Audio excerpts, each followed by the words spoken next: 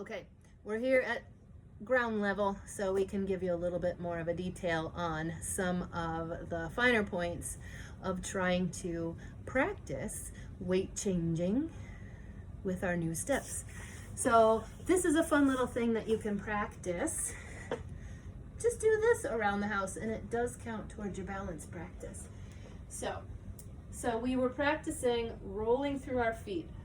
Toe ball heel, toe ball heel, toe ball heel, toe ball heel. Push the knee, push the knee. My foot does not get far off the ground. I'm not marching. I am just changing my weight. Pushing my knee. Rolling through. Step and step.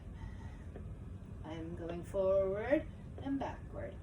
Forward and backward. And I'd like you to practice both directions. Now, when we're practicing some of these other steps, like the whip and the sugar push, it's nice to be able to do your triple with a foot, with a ball change, a direction change. So let's practice this together.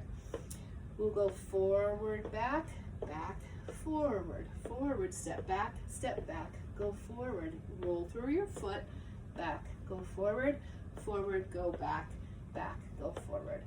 And of course, we want to do that on both sides, right? Forward, go back, back, go forward, forward, go back, back, go forward. And that helps us practice things like when we do our whip step, 1, 2, bum, bum, bum. And then we're going back in the other direction. Our momentum is going in the way that we want to go. It's just a fun way to play with it, to advance your steps, to challenge yourself. Have fun, and don't forget you can do this instead of walking, and it's a lot of fun. See you there.